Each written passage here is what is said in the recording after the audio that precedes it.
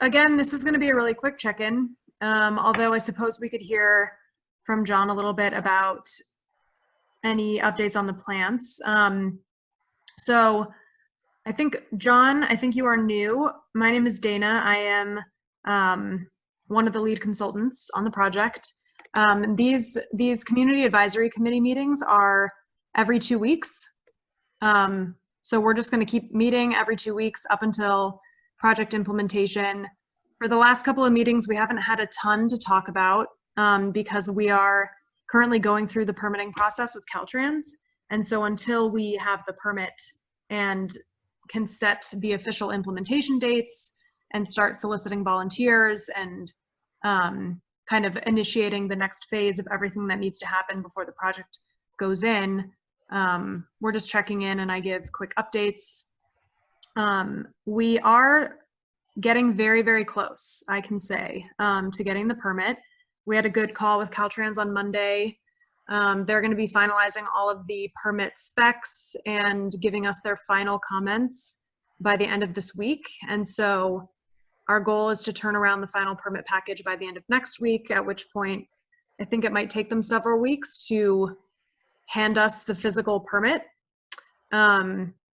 But we're getting very, very close. So we're not interested in pushing it too far at all, but I think it's looking like the first or second week of October now is when we will start implementation. And it's probably going to be a 10-day total implementation.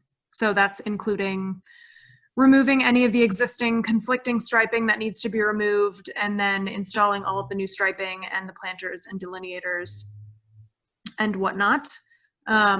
Something else that came up with Caltrans on Monday was just making sure to stay aware of the COVID-19 regulations. So, that's just something else that we need to consider in working with volunteers, is how many people will even be allowed to gather at that point, and how we make sure that we keep everybody safe. And just to give you a little insider view, the online platform that we typically use for volunteers is very specific to the task and then also to specific time slots. And so we will be able to see who has signed up and how many people to expect, at any given time. And we can match that to the COVID-19 regulations at the time. So if, more than 10 people aren't allowed to gather, then we'll assign volunteers accordingly so that no one is working together in really large groups at once. And so that will all be a part of the information that we'll disseminate when we can announce the implementation. So that's where we are with that. We feel really good about getting the permit soon, or at least being able to submit the final package and having them, turn it around to us after that. And then the final piece of what we're working on right now is that we do have the planters that are a part of the project, and we are relying on volunteer labor for planting them. And John and Kathy and the rest of the CAC have been really helpful in starting to source where we might get the soil and some of the plants. And so they've been working on that. And I guess, John, if you have any updates for us. Yeah. We'd love to hear. Yeah. Can everybody hear me? Yeah. Yep. Okay, good. So yeah, we've gone, through a couple of different approaches. We have some plants that are being collected and are put at the yard, where we discovered that it's been hard for us to find the plant that we really are wanting to center things around. Is going to be the agave attenuata. And we've had a hard time finding, that's a plant that you can take cuttings of and you can make cuttings of yourself, but we're having a hard time finding enough sources for the actual cutting.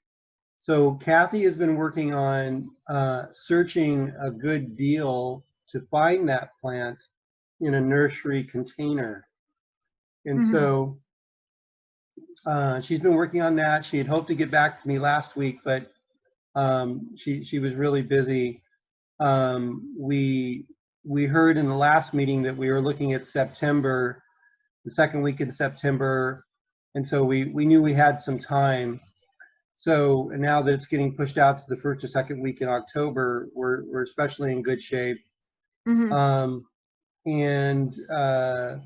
But it looks like, you know, it's gonna come down to, Dana, where we source the plants, we get some really good deals, and there's a possibility of some cuttings and some plant material, sort of like creation, so to speak. Mm-hmm. But I think that, you know, I think that our approach is going to be affordable, you know, and Yeah.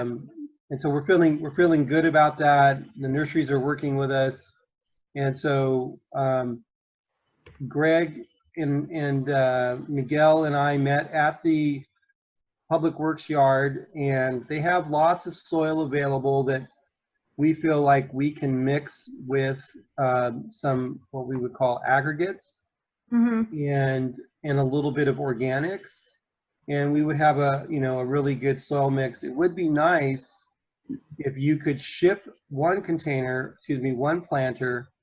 I don't know if it's possible or where it's located, but it would be wonderful if we could do a mock-up, you know, and put that in play so that we can begin to, you know all the constraints and parameters of the planting.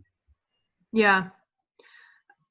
So they're going to be coming from Spain, and it takes about 40 to 45 days to ship them. So I honestly don't know I don't know if we're going to be able to order just one. I don't know if they'll do that. I don't know if they'll just ship one cross country or across continents. But Well, I think that they would probably, that's probably a request that they get sometimes to do that. But only reason why I requested that, Dana, was it sounded like you'd already procured them and that they were on their way. That's why I said that. no, we're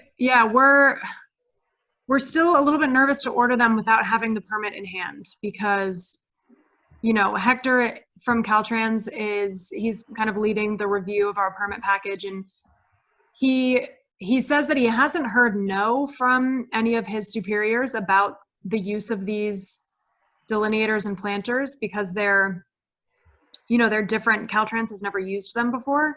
So he hasn't heard no, but he's really advising that we wait until we have the permit, which de facto would mean that they are approved materials that we can use per the plans. You know, he's advising that we wait to order them just to Okay. be safe. So yeah, That's fine. we probably won't be able to order them for another couple of weeks. And then, you know, they probably won't be arriving much sooner than a couple weeks, you know, before implementation, if that. So, Okay. but Well, that's I fine. think I could at least make sure to send you guys again the specs of them if they have gotten lost, or I don't recall if I think I at some No, we point. have them. We Okay. have the specs. Yeah, I mean, I know it's different. I know you have the specs. I know it would be nice to see how everything looks in them. Right. But I just don't know if that's going to be possible. And getting back Oh. to your concerns regarding you know, large people gatherings, it sounds like it's, you know, as we begin to put together the execution plan of this and the implementation, let's say, you know, my understanding it's usually groups of 50, but let's say it was as little as 10.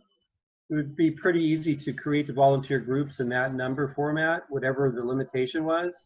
Yeah. And then we just all work, and then you could easily describe the fact that, you know, you have job descriptions, project descriptions that are located over a mile-long area, Right. you know. So I think it Yeah, should all work exactly. out. I got a comment on that. I think that the COVID regulations now are saying it was 10 group max, but I think the latest is households are the Yeah. limited factors. So I know that's pretty tight, and it keeps evolving and based on what level the outbreaks at and so on. So right now, it's supposed to be household. There is extensive rules, and they've got a great, the Ventura County DC Recovers has a great FAQ site, and they update it every time there's new directives.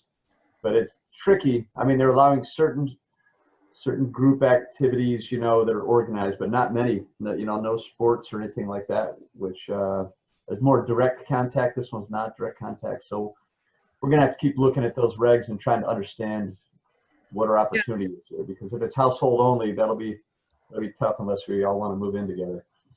Yeah. Yeah.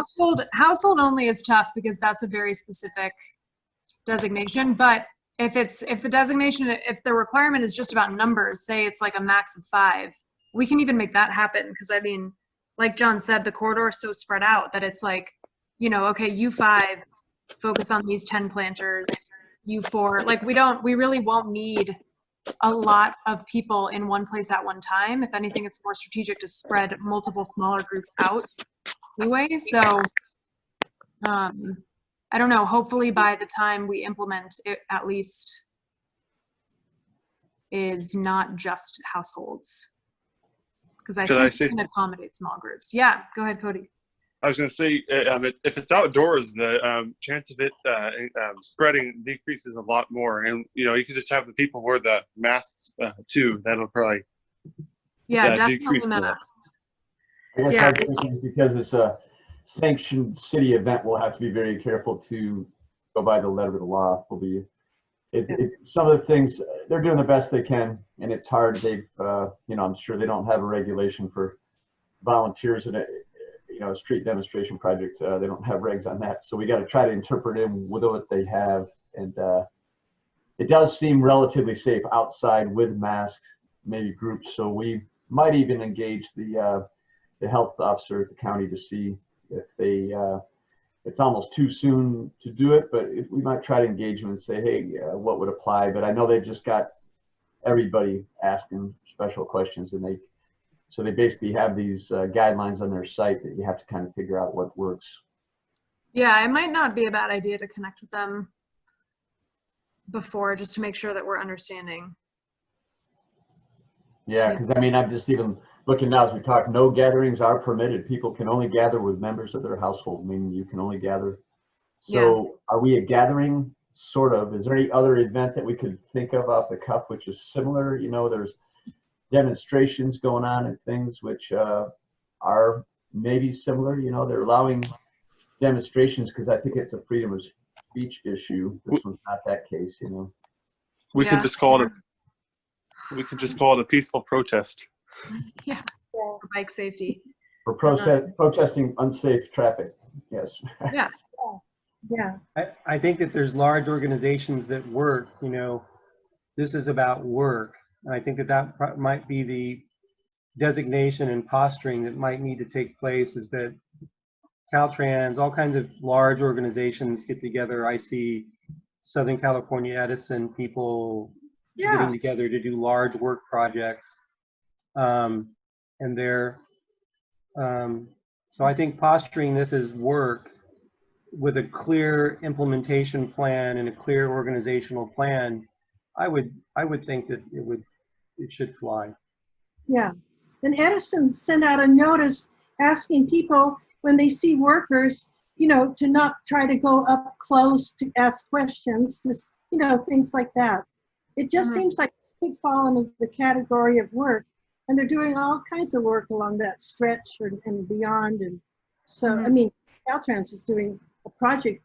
I don't know if they're finished, but it was just up from the Maricopa Highway stretch where we are going to be. So, yeah, it's a good idea. Yeah, because they do have work offices open, right? You've got to have masks on inside, and it's not promoted, but they're letting people all work together. They're letting people, which is kind of, you know, people convene and eat together. It's supposed to be at a table without a mask on and all this kind of stuff. So it seems like there's room, but we'll have to check. It's an unusual condition we have. So sounds like it's time we try to nail that down. I have a few things when the time is right. Yeah, sure. Okay. Well, first, I'm happy to see John Merck, who's a former planning commissioner, on the call. I haven't seen him in a long time, so that's great. And I haven't been promoting the meetings so much because they seem like they're not so much general interest at this point. But when you're ready to make an announcement, if you can let me know, I'll go back to promoting it more, you know. But you know what I'm saying?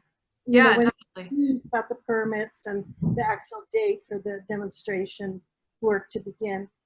And then I don't know if anyone told you that we had a very sad death. Are you aware of that, Dana? Yeah, Yeah, Greg told us on Monday. okay.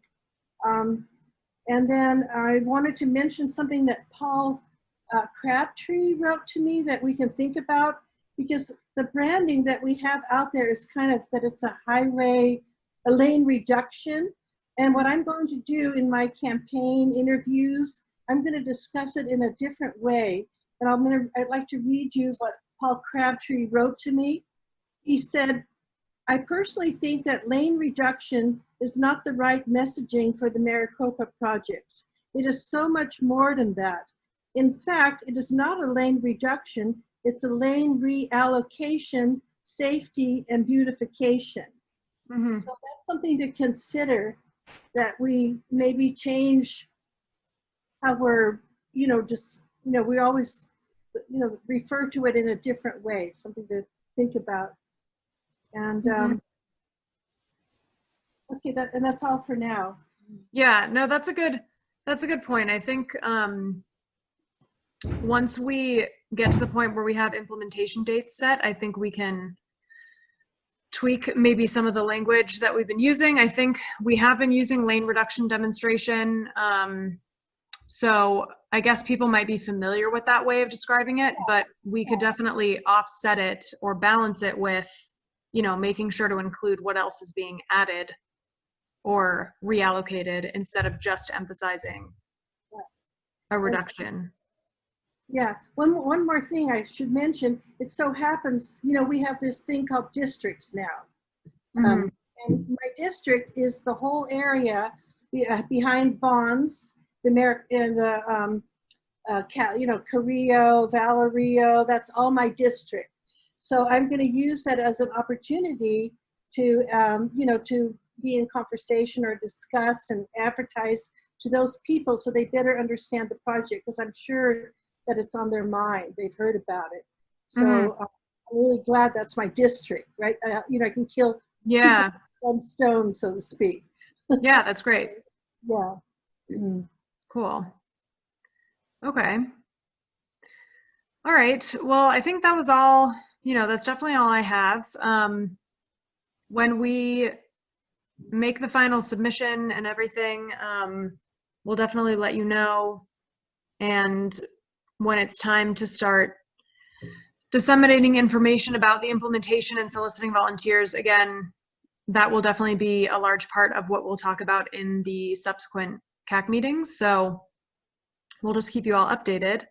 So hopefully by the next one in 2 weeks, we have some more definitive stuff to work on, is what we're hoping. So yeah. Awesome. Sounds great. All right. Well, thank you, Dana. Thank you. Yes, thank you. Thanks for joining. Thanks, everybody. Everyone. See ya.